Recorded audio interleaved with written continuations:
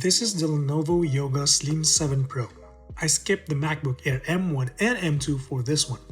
I actually bought this ultra-portable laptop last year, and it's the 2021 model packing the 8-core Ryzen 7 5800H with 16GB RAM, 512GB NVMe SSD, and integrated Vega GPU.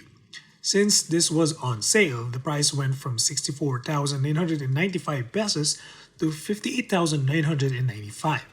So, why did I buy this instead of the Apple counterpart considering the video editing work I do, not to mention the benefits of that Apple silicon chip? Well, first is the storage.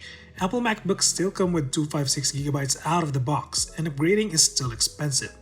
Second is the display. I simply can't pass up the bright and colorful OLED panel of this laptop. And third, it's the closest thing to Windows MacBook alternative, at least for me. I'll explain what I mean later, but first, let me tell you about today's sponsor. Looking for a USB hub for your laptop or MacBook? Good Job Do Quickly H84 USB hub offers 4 USB 3.0 ports and 1 USB-C port that supports 15-watt power delivery.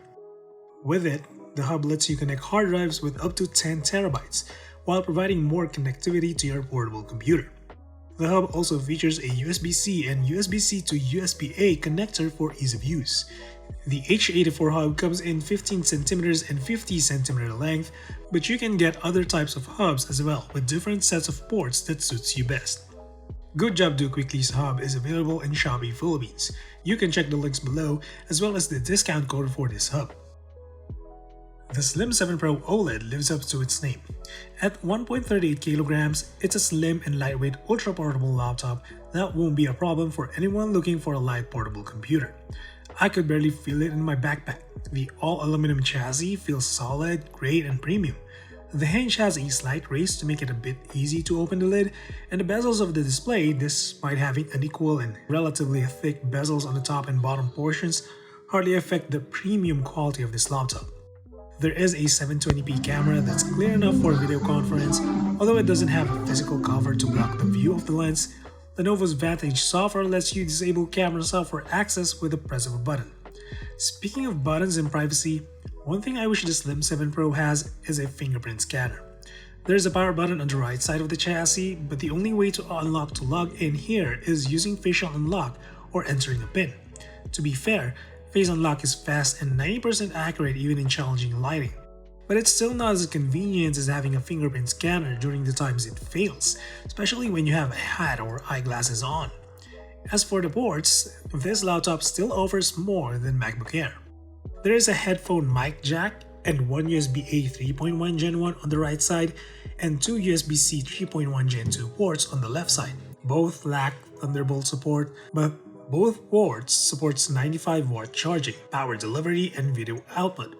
In short, it's not a big deal unless you're already using Thunderbolt-supported devices, but for me, they work just fine. Two speakers are located underneath the chassis. Although they get easily overwhelmed by ambient noise, they still sound okay in controlled environments. As expected, you shouldn't expect strong bass output from an ultra-portable. Keeping the Slim 7 Pro cool are two fans. They are audible when under heavy load but not audibly loud.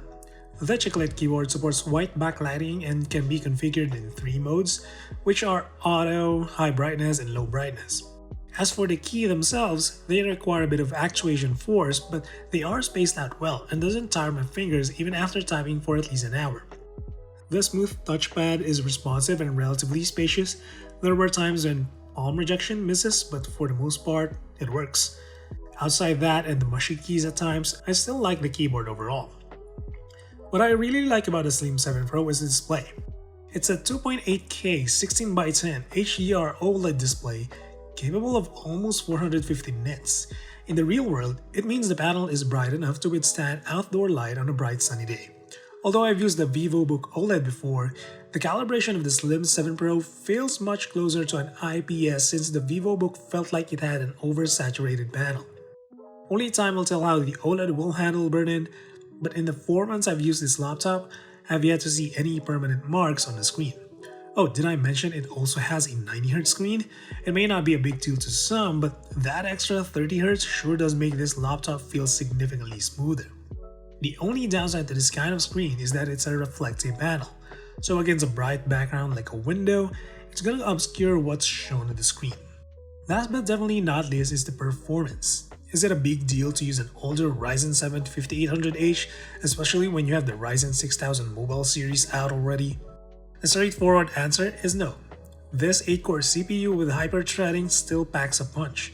I've edited 4K RAW and 4K 60 iPhone videos in Premiere Pro without using proxies and had no problems finishing my projects. Something I noticed is the playback on the timeline will stutter after a while, so you need to pause and play again to kinda reset for a smooth playback. Videos also screen tears during playback, but then again, this is only exclusive to Premiere Pro. Regular playback on browsers and other media apps works just fine. But one weird quirk is that while rendering, when you do something in the background like browse a page or something, the render would immediately finishes itself but outputs an incomplete or garbage video. Render times are not short since the Slim 7 Pro has no dedicated GPU, but they are not bad, as I usually finish 10-minute 4K videos without heavy overlays and effects within 20 to 30 minutes. I also played Call of Duty Warzone 2 at 1080p in low settings and with FSR to help me achieve an average of 40 to 45 frames. I mean, it's not gaming laptop quality, but you sure can. As for the heat management of the Slim 7 Pro during heavier workloads, it's normal for the CPU to hit 99 degrees Celsius. I'm not saying it's a good thing, but expect the laptop to get hot. What's interesting is that I didn't notice the laptop throttle even when playing Warzone for more than an hour. But outside the heavy workload, the laptop stays cool and silent at around 45 degrees Celsius. Because of the powerful CPU, the 61 Wh battery suffers drastically. In balance or intelligent cooling mode, with a mix of watching 4K videos, browsing the web, and downloading games in the background, it's hard to go over 3 hours of screen time. With battery saving mode, you're lucky enough to reach 4 hours of screen time. The 95-watt charging brick does help with its rapid charging, taking less than 2 hours to fully charge the Slim 7 Pro, but if you're going to work outside for extended hours, I highly suggest bringing a power bank with you that supports power delivery for laptops. I've tried lowering the resolution to 1080p and setting the refresh rate to 60Hz, even disabling backlight keyboard, but it's still not enough to make me reach above average battery life on this machine. That's basically the price I have to pay for skipping the MacBook Air. However, the pros still outweigh the cons for me. MacBooks, despite the long battery life, fanless operation, and incredible performance optimization, are still expensive to configure to one's needs, especially for someone who needs more storage. With the Slim 7 Pro, I don't mind spending just a bit more for a power bank. That's still a lot less expensive than having to splurge 12,000 pesos for an additional 256GB storage upgrade. I don't mind the quirky Premiere Pro performance if it means I still get to finish my work. And even with a high temperature under heavy load, it doesn't throttle like the fanless MacBook Air, and I still get to play some games as a bonus. Do I recommend this particular model of the Lenovo Yoga Slim 7 Pro? Yes. That's it for this one. Drop a sub or like if you feel like supporting the channel, and as always, until the next one, stay safe.